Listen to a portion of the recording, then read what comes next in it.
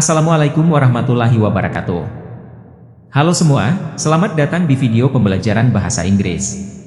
Pada kesempatan kali ini, kita akan belajar tentang salah satu jenis teks yang menarik, yaitu narrative text.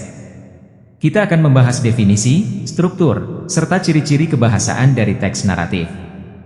Yuk, kita mulai.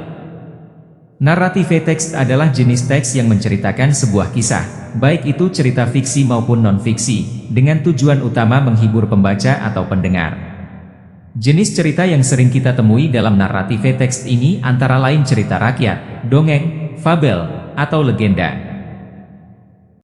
Narrative text memiliki struktur yang unik.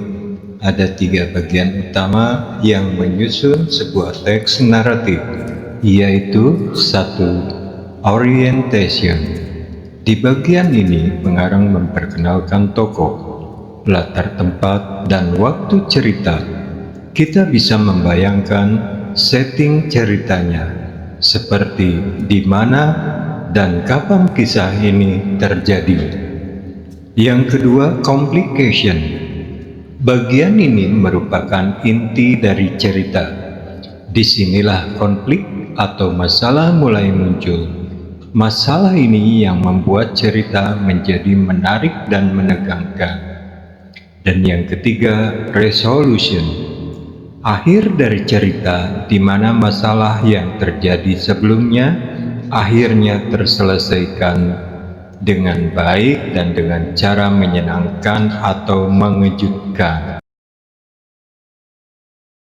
The Legend of Tangkuban Perahu. Once upon a time in West Java, there was a beautiful woman named Dayang Sumbi. She lived alone in a small hut in the middle of the forest. One day, while she was weaving, her spool of thread fell. Then, she said aloud, "Whoever retrieves it for me, I will take as my husband." Suddenly, a dog named Tuming ran and brought her the spool. Tuming was actually a cursed god, and soon after, Dayang Sumbi married him. They had a son named Sengkuriang. Years passed, and Sengkuriang grew into a brave and strong young man. One day, he went hunting with Tuming, but they could not find any game. Sengkuriang became frustrated and, in his anger, he killed Tuming.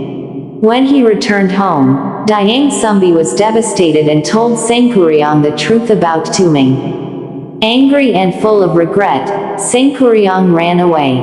After many years, he returned as a grown man, not knowing that the beautiful woman he met was his own mother. Sengkuriang fell in love with Dayang Sumbi and asked her to marry him. Dayang Sumbi, realizing who he was, quickly devised a plan to stop the marriage. She asked Sengkuriang to build a large boat and a lake in one night. Sengkuriang bravely accepted the challenge and worked all night, using his powers to complete the task. He quickly built the boat and filled the lake. However, before he could finish, Dayang Sumbi prayed for the sun to rise early. The morning came sooner than expected, and Sengkuriang failed to complete the boat in time. In his rage, he kicked the boat, which flipped over and became what is now known as Mount Tangkuban Perahu. Language features of narrative text. Selain struktur, narrative text juga memiliki ciri-ciri kebahasaan yang khas. Pertama, teks ini umumnya menggunakan past tense karena menceritakan kejadian di masa lalu. Misalnya, kita menggunakan kata-kata seperti when, saw, and found. Kedua, kita sering menemukan action verbs. Dalam teks ini seperti run, jump, atau fight, kata-kata ini menggambarkan tindakan yang dilakukan oleh tokoh. Lalu ada juga adverbs atau kata keterangan seperti bravely, quickly, atau suddenly yang membantu menggambarkan bagaimana tindakan tersebut dilakukan. Dan yang terakhir, teks ini juga menggunakan banyak conjunction seperti then, after that, dan suddenly yang membantu menghubungkan setiap bagian cerita. Conclusion. Jadi, narrative text adalah jenis teks yang sangat menarik karena mengajak kita masuk ke dalam dunia cerita yang penuh dengan kejadian dan konflik.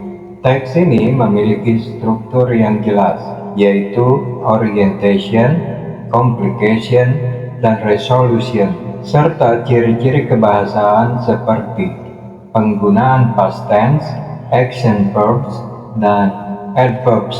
Demikian penjelasan tentang narrative text. Semoga materi ini bermanfaat dan bisa membantu dalam memahami jenis teks ini lebih baik lagi.